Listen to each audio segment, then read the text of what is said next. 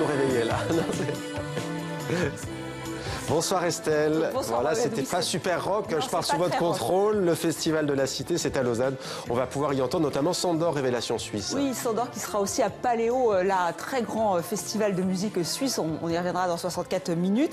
Alors, elle fait sensation, vous l'avez dit, c'est une révélation de la jeune scène suisse. On en parle beaucoup en Suisse, mais aussi en France. Elle écrit en français, vous l'aurez noté, et elle compose une musique électropop, très new wave. Et elle fait partie donc des artistes qui se présentent donc à l'affiche de ce festival de la Cité qui se déroule au cœur de la ville, au cœur de Lausanne en Suisse. C'est la 46e édition, une centaine de spectacles prévus jusqu'au 9 juillet, de la musique, de la danse, des performances, comme celle proposée chaque soir par Pierre Bastien. Alors ce musicien français a inventé de drôles de machines, des instruments fabriqués avec des objets de la vie quotidienne. Ça donne une installation sonore assez curieuse, je vous sens intrigué. Ouais. Regardez.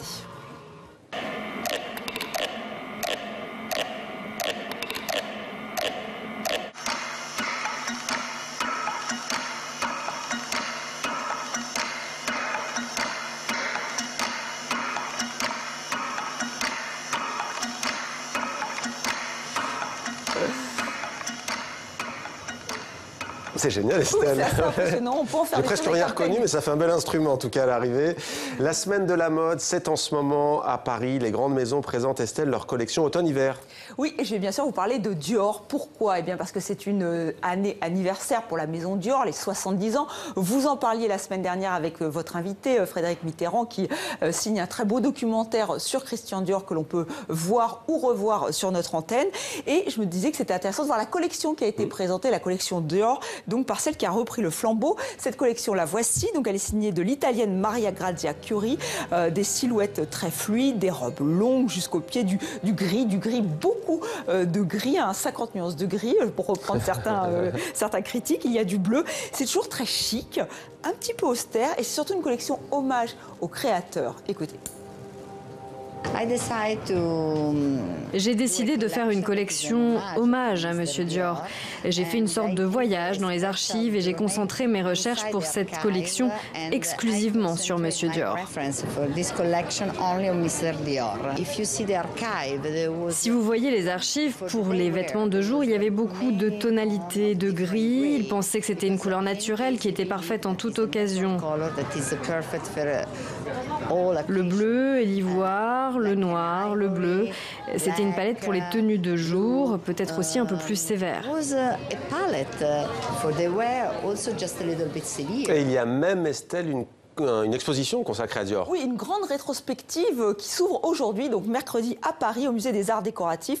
Notez cet intitulé « Christian Dior, couturier du rêve ». Alors c'est monumental, les 3000 m² du lieu que vous voyez ici donc, sont consacrés à Dior, à ses créations, 300 robes de haute couture prêtées par des musées du monde entier. Alors certains esprits chagrins me diront que la mode ce n'est pas de l'art. Eh bien quelle erreur, les créateurs, Dior le premier, étaient extrêmement intéressés par tout ce qui était artistique, et d'ailleurs ils s'en inspiraient, que ce soit la musique, la peinture, le cinéma pour créer. On parlait tout à l'heure de la palette, palette du créateur. Eh bien oui, dans cette rétrospective, les robes de haute couture sont associées à des œuvres, à des peintures, celles de Boldini ou de Vigée-Lebrun. Et il y a aussi un rapprochement qui est fait avec les impressionnistes. Il était vraiment passionné par ce courant artistique, et d'ailleurs la robe Miss Dior en est directement inspirée. Et ceux qui lui ont succédé à la tête de la maison Dior sont tous des passionnés d'art. Je vous propose d'écouter tout de suite la co-commissaire de cette grande rétrospective.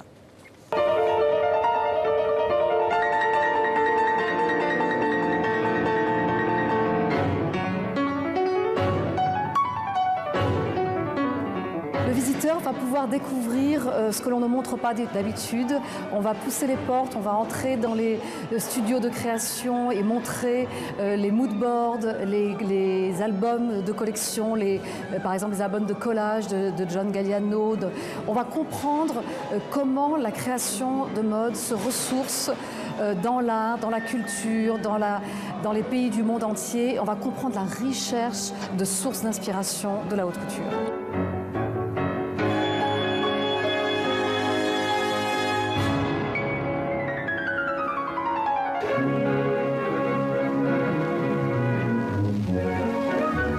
Paris in springtime is already looking forward to the summer with these evening gowns designed by that pioneer of the new look, Christian Dior.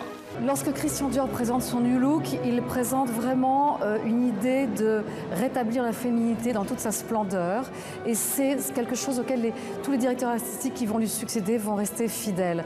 La féminité, la beauté du corps naturel de la femme et comment l'amplifier par le vêtement, par la parure, par les couleurs, par les broderies.